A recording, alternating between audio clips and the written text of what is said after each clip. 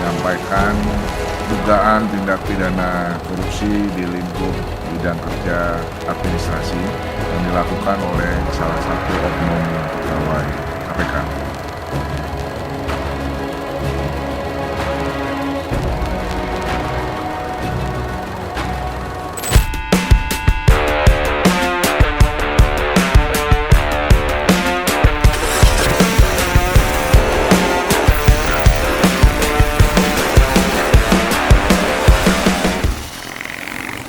Selamat pagi orang-orang penting, kembali di Ngobrol Penting bersama Bang Pablo Benua.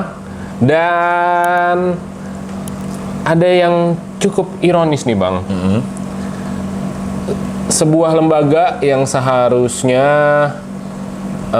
itu mengurusi atau membantu presiden untuk mengurangi yang namanya korupsi, ya, alias KPK. Ya. Nah, belakangan KPK, bukan belakangan sih ya, udah sering juga gitu KPK ini yang ketua-ketuanya tersandung masalah gitu. Ya. Dan belakangan yang mencuat adalah masalah pungli yang ada di KPK, yang di rumah tahanan ya kalau nggak salah. Ya. Itu senilai 4 miliar. Terus ada lagi yang terakhir adalah ternyata pegawainya KPK ada yang mengkorupsi uang perjalanan dinasnya senilai 500 jutaan gitu. Ya. Kan sedih banget gitu ya. Yang harusnya berantas korupsi malah korupsi juga. Ya, itulah makanya gua dari dulu ya, sejak awal pertama kali KPK ini dibentuk gitu ya. Bahkan di periode lalu juga gue itu nggak begitu sepakat dengan adanya KPK. Karena KPK itu menurut gua tidak akan berfungsi sebagaimana maunya kita gitu. Kita pengen negara ini bersih dari yang namanya korupsi. Betul. Kita hadirkan satu lembaga yang mana katanya lembaga ini adalah anti rasuah untuk memberantas korupsi dan sebagainya.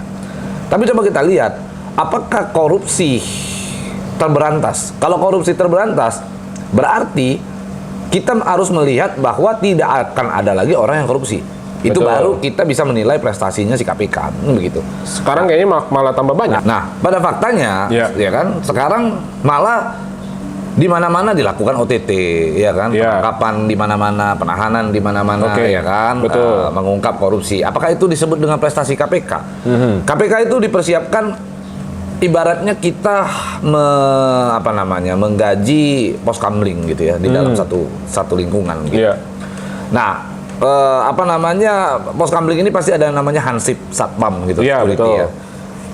Yang dikatakan aman itu adalah ketika tidak ada maling yang datang kan gitu. Tapi kalau dia berhasil menangkap maling setiap hari, itu justru menurut gua gagal gitu loh. Artinya itu tidak menjadi efek jerah bagi orang-orang. Apalagi hari ini mirisnya kita dengar bahwa di dalam KPK. Gitu ya, ada pungli, ada sistem ada satu korupsi yang katanya 4 miliar untuk rutan dan sebagainya. Ada pelecehan seksual. Itu akibat daripada satu lembaga yang belum siap, belum matang, diberikan kekuatan yang begitu besar gitu. KPK ini satu lembaga yang menurut gue posisinya KPK sendiri, dia tuh kalau nggak salah dia berdiri sendiri ya? Berdiri sendiri di bawah presiden. Langsung presiden. Satu lembaga yang benar-benar diberikan super power. Segala macam kekuatan dia dibentuk atas dasar undang-undang, diberikan kekuatan sebesar-besarnya untuk dia begitu ya. Dia bisa melakukan apapun, dengan peralatan apapun tanpa disebut melanggar undang-undang. Kayak misalnya menyadap telepon dan sebagainya. Penyadap telepon, penggeledahan dan sebagainya itu tetap kita harus hargai namanya pengadilan, harus ada izin dan sebagainya. Tapi pada faktanya hari ini kan enggak. KPK tuh dikasih power nggak perlu ada izin itu? Langsung. Nggak perlu harus ada penetapan pengadilan untuk melakukan penggeledahan dan sebagainya. Nah, itu saja kan sudah bertentangan dengan KUHAP. Nah, contoh kecil saat ini mereka punya rutan. Rutan ini di bawah lembaga apa? Di bawah lembaga KPK juga. Ya begitu. Sementara kalau KPK sudah melakukan penetapan tersangka begitu ya, lalu kita katakan sudah P21 dan sebagainya, harusnya serahkan ke lembaga permasyarakatan, kan begitu. Rutan yang disediakan oleh lembaga permasyarakatan. Tapi pada faktanya kan enggak. terpisah ya. Terpisah begitu. Ini apa namanya dari pihak KPK itu sendiri begitu. Sehingga menurut gua harus adanya satu sistem perubahan. Sekarang kita ada hal yang rancu menurut gua. Di Polri sendiri ada loh Subdit Tipikor. Direktorat Tipikor. Ada loh tindak pidana korupsi gitu di Bareskrim. Kenapa itu tidak kita manfaatkan? Justru kalau menurut gua perkuat Polri, persenjatai Polri kuat kok. Toh juga ujung-ujungnya kita akan tahu bahwa ini akan berlabuhnya di kejaksaan. Nanti kejaksaan akan mengajukan persidangannya di pengadilan. Artinya dalam segi penyidikannya serahkan secara keseluruhan kepada Polri begitu. Ini menurut gua adalah satu bentuk kegagalan negara untuk pemberantasan korupsi. Maka KPK itu dibentuk begitu. Dan kita tahu lah di KPK itu banyak sekali masalah yang belakangan muncul kan. Fahri Hamzah sendiri bilang lembaga ini tuh udah busuk banget gitu. Nah, iya, kalau masalah lembaga ini busuk apa enggak itu kan masing-masing orang menilai. Tapi menurut gua lebih halusnya omongan gua adalah tidak berguna menurut gua. Jadi KPK itu tidak punya satu fungsi yang dia bisa terapkan, dia buktikan, dia tunjukkan kepada orang-orang bahwa ini kita benar loh gitu. Kita berhasil loh melaksanakan hasil itu. Pekerjaan kita bagus. Kita punya hasil. Korupsi apa menurun. Report KPK nggak ada report kan? Ya reportnya selalu ya OTT. Artinya tidak ada efek jerah. Dan ini juga kan pernah gua bahas di beberapa video sebelumnya. Keadaan negara kita mau ada 10 KPK pun ya akan begini-begini saja. Saya udah bilang kan, gitu kan, gua udah bilang. Yang akan membawa perubahan bagi satu negara itu adalah zaman kan begitu. Ketika zaman berubah maka sistem akan berubah.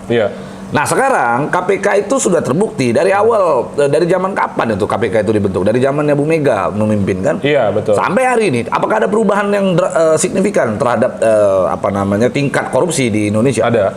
Ya ada nggak? Tambah banyak.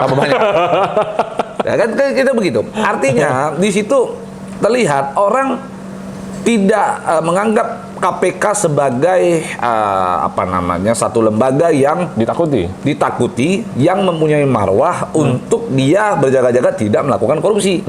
Kan begitu. KPK justru harusnya kalau menurut gua setiap pejabat yang sumpah pejabat publik yang sudah menerima jabatan harusnya KPK itu lakukan edukasi ke personal. Lu jangan coba-coba, lu jangan korupsi. Karena korupsi itu begini, hukumannya begini. Kami akan lakukan ini.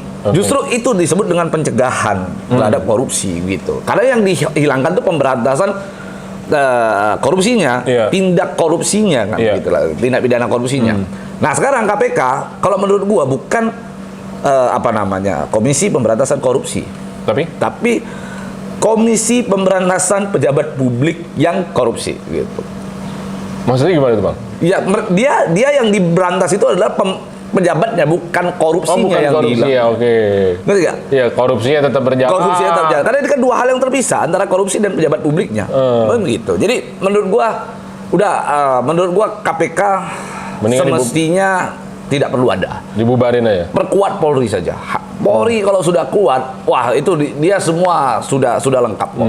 Sudah punya dan ada etika-etika yang sudah jelas, di Polri sudah jelas, diatur juga di dalam perkap. Sekarang gini dah, di KPK yang nyidik siapa? KPK? Iya, KPK-nya.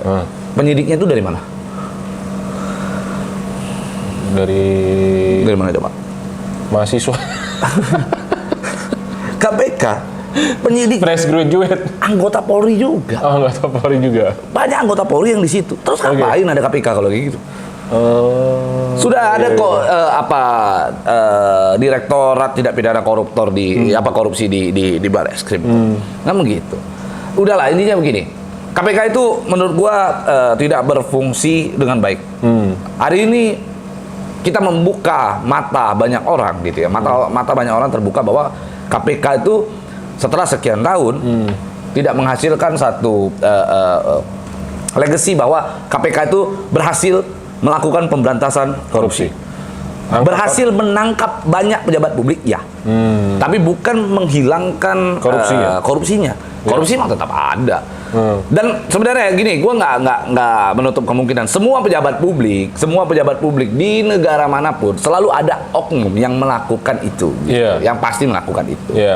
Maka untuk menghindari supaya tidak kecolongan gitu ya, maka harus ada tindakan pencegahannya dulu, bukan dilantas pejabatnya. Harus ada pencegahannya dulu. Apa pencegahannya? Ya edukasi. Lalu KPK tuh sekarang dia bicara bahwa kami ingin memberantas korupsi di Indonesia. Begitu ya. Dia lakukan edukasinya di mana? Di mahasiswa. Dia lakukan edukasinya di mana? Di LSM dan sebagainya.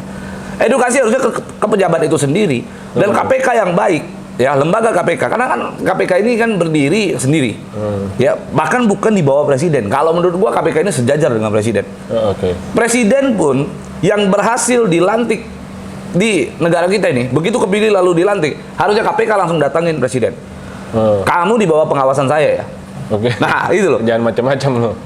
Untuk dalam rangka pencegahan, Bapak Presiden jangan sampai korupsi seperak pun. Nah itu baru jago. Nah sekarang kan enggak. Nah, tapi kalau kayak gitu Bang, tanggung jawab pemberantasan korupsi itu ada di Presiden atau di KPK? Kan sebetulnya istilahnya kita sudah memilih dengan biaya yang begitu besar untuk memilih Presiden yang kita percaya salah satunya adalah untuk memberantas korupsi gitu. Tapi pada kenyataannya tanggung jawab itu kayaknya dilimpahin semuanya ke KPK gitu. Tidak ada satu bentuk tanggung jawab presiden untuk memberantas korupsi. Tanggung jawab presiden itu hanya satu, menjalankan administrasi pemerintahan sebuah negara dengan berasaskan keadilan, gitu ya. Maka disebut keadilan sosial bagi seluruh rakyat Indonesia. Itu poinnya dulu yang dia harus kedepankan. Kalau kita bicara kenapa sih bisa satu negara itu ada korupsi, gitu ya? Lalu siapa yang harus memberantas itu? Sebenarnya negara bisa korupsi itu karena adanya sistem yang bobrok. Gitu. Ada satu sistem yang dibuat memungkinkan akhirnya orang-orang itu bisa mencari celah untuk bagaimana melakukan korupsi, kan begitu. Nah lalu tugas yang berantas itu siapa?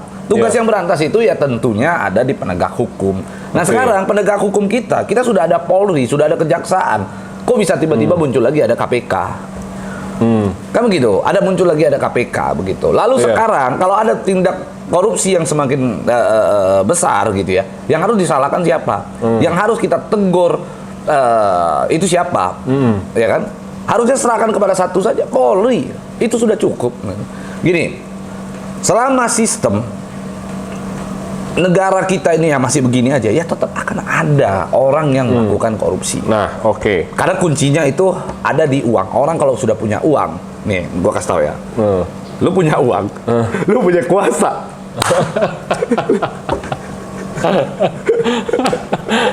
Lu punya uang, semua urusan selesai. Kayak gitu kan. Kayak apa itu yang TikTok itu. Itu gue sepakat tuh yang TikTok yang viral tuh. Lu punya uang, lu punya kuasa katanya. Tai. Itu gue sepakat sekali tuh. Itu adalah pemikiran yang menurut gue bagus gitu. Orang semua pada memparodikan, membuli apa segala macam. Tapi menurut gue itu yang terjadi sistem yang dibuat oleh elit global begitu. Memang seluruh dunia mengatur itu. Uang dijadikan satu alat kekuasaan.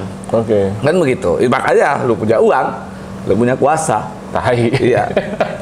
Gua punya pemikiran gitu. Gua ngelawan orang yang punya uang, gua nggak akan kalah kan gitu kan. Bang tai. Nah, tapi Bang. Lu punya uang, lu punya kuasa. Jadi sebetulnya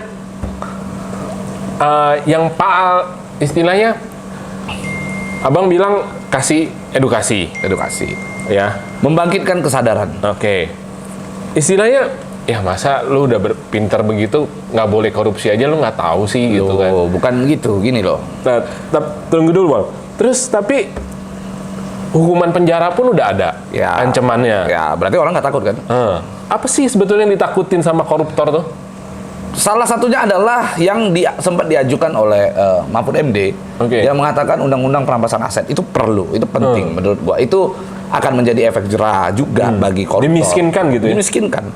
Menurut gua itu salah satu upaya yang bagus. Saran daripada Mahfud MD itu cukup baik gitu ya.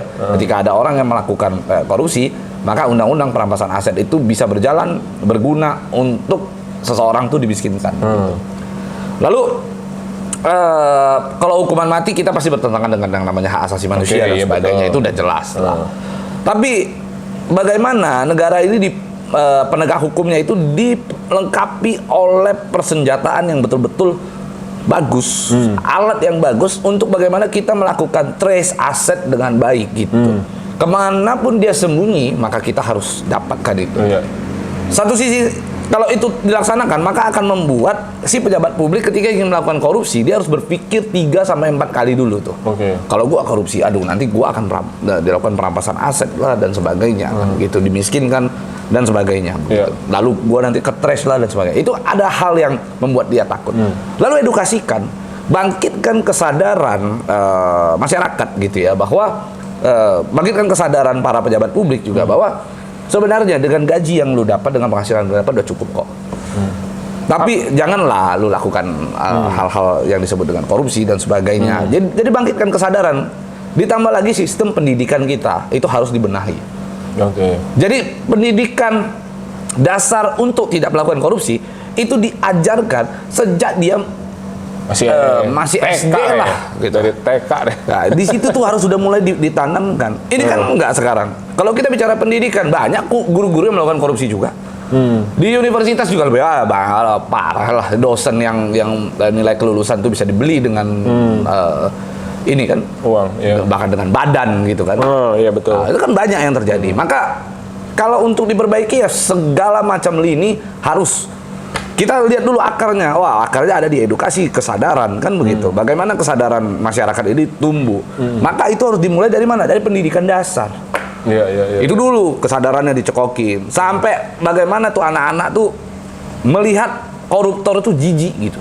Betul. Kan begitu.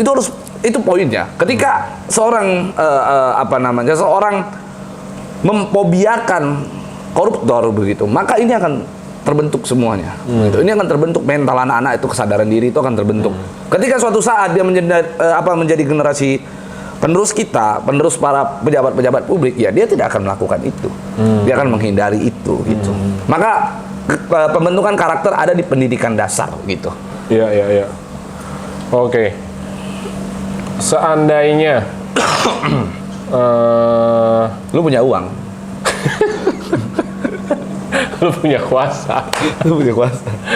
Jadi kalau dipikir-pikir itu, aduh, susah banget ya bang. Sampai istilahnya bukan sehari, pekerjaan yang setahun, 2 tahun yang bisa selesai gitu. Ya makanya korupsi itu bukan gini ya. Makanya ini kan kita berhubungan dengan banyak manusia. Gitu. Tapi namanya Cina kayaknya bisa menurunkan angka korupsinya dengan yang semua korupsinya dihukum mati. Karena sistemnya. Dan satu itu ada hal yang ditakuti gitu, dihukum mati kan. Gitu. Iya. Dan dimiskinkan gitu loh. Ada pemiskinan untuk pejabat yang ketahuan korupsi di situ. Lalu ada hukuman mati. Jadi siapa yang nggak takut? Dia pasti takut lah. Terus kalau abang tadi bilang gaji lu udah cukup gitu. Tapi banyak yang bilang kayak Prabowo yang baru aja bilang di waktu diundang sama Mata Najwa, katanya kenapa ada korupsi ya karena gajinya para pejabat ini kecil gitu. Ya. Jadi apakah emang kecil gitu? Terus sedangkan misalnya yang kita tahu kayak Menteri Keuangan, bukan Menteri Keuangan, apa bang lembaganya bang? Kementerian Keuangan. Ya. Nah, itu kan katanya terkenal dengan pegawai-pegawainya dan pejabat-pejabatnya yang gajinya paling besar di antara kementerian yang lain. Semua PNS itu gajinya sama berdasarkan golongan begitu ya. Makanya kalau ada orang bilang PNS bisa kaya raya itu menurut gua bohong. Kecuali korupsi. Berarti kalau ada PNS kaya, itu berarti korupsi? Ya, selain itu mungkin dia dapat warisan, atau mungkin dia berhasil dapat usaha yang lain, rezeki nomplok, menang lotre, kan gitu, kita kan nggak tahu.